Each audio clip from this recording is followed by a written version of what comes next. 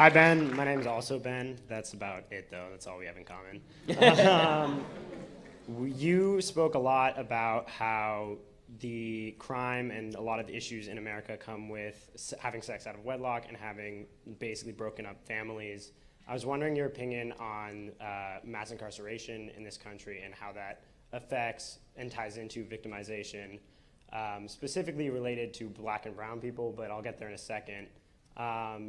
America has 25% of the world's prison population with 5% of the world's population.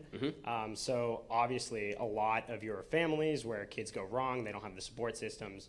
That's why their fathers or their mothers are in prison. And you can look at very concrete examples of ways where the law has not been applied equally to black versus white people. So one example of that is in 1986, the Anti-Drug Abuse Act, where they punished crack cocaine, which black people used more than white people, at a 100-to-1 rate, which was recently reduced to 18-to-1 under Barack Obama. So I don't see how you can claim that everyone is treating equally and no one is victimized on a systemic level when you have laws that punish one race that is more likely to use one type of drug more than another race, when it's actually been shown that among kids our age, white people and suburban kids are more likely to use drugs in schools than black inner city kids. Okay, so there's a lot there, and you're right, we disagree on everything. So, so to begin with, I don't believe in the concept of mass incarceration because that implies that the police are going into black communities with a lasso, rounding people up and taking them to jail for no reason. I don't think that's happening.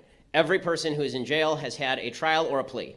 The idea that people are just being grabbed and thrown into prison to keep alive some sort of prison industrial complex where the prison masters are the ones running the system, I don't see evidence of that. As far as the 1986 law, I think that it's important to put this into context. And the context is that that law was originally pressed by black legislators from inner cities who were sick of watching crack cocaine destroying their communities. And the reason for the disparity is because crack was more easily distributable and significantly more effective than powder cocaine. It is also the fact that the vast majority of people who are distributing and using crack cocaine were black. You know, it's a drug that the vast majority of people who distribute and use are white? Crystal meth. Guess what the penalty is for 1 ounce of crystal meth versus 1 ounce of crack cocaine? They are identical. They are identical because they are easily distributed and they are distributed in similar forms. So the idea that this was just some sort of attempt to grab black people off the street and throw them in jail for no reason so we could have a permanent underclass of people with no fathers, this seems to me like a giant conspiracy theory with little evidence to support it. As far as the idea that these communities would be better if we just release people onto the streets, so I think it's important, again, to note the statistics here. The fact is the vast majority of people who are in jail for drug crimes are in for distribution, not merely for use.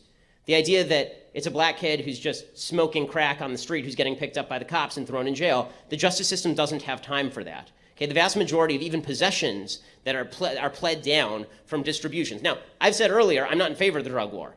Okay, but I can tell you something. The people who are currently acting in criminal fashion in the drug war aren't going to be out acting as model citizens as a general rule. A lot of those people are going to be committing other crimes because this has been the history of the United States. When you make a substance illegal, the people who are criminals were criminals before and they're criminals after. Al Capone was not going to turn into a banker after Prohibition ended. And the same thing is true for a lot of the people who are committing criminal acts by distributing illicit substances. So I think that to pretend that the epidemic of single motherhood is going to end, all these guys are just going to decide, you know what, I've decided to marry that girl, I'm going to stay home, and it's going to be like Leave It to Beaver. When they were dealing crack on the corner to 12-year-old kids the day before, I think that's a little bit of a myth. Yeah, I want to respond to one specific point. You were saying the idea that cops are going into black communities and lassoing up black people is completely ridiculous. How would you explain the amount of black people in jail currently? Higher numbers of black people committing crimes. Well, that's not the case. It is absolutely the case. It's been statistically shown that white people use drugs just as much as black people. And as I said, people are generally not arrested for using drugs. They're generally arrested for drug distribution in the drug war. Do white people not distribute drugs? Well, they don't in terms of proportionality with regard to, I mean, the idea that, again, you need to show me the statistics on drug distribution. So the burden is on you to prove the disparity, not on me to prove the non-disparity. I don't see how either of us can have, we should have an equal distribution of trying to prove the disparity. Well, you're the one who's accusing the criminal justice system of wild injustice. Again, I don't have the statistics in front of me, so it's hard for me to cite statistics on that particular aspect of drug distribution, but you'd have to show that there are a bunch of white people who are distributing drugs to the same extent as the black people in jail, and then tell me that they're not being treated equally. You can't just suggest that drug use is equal to drug distribution, because statistically it's not.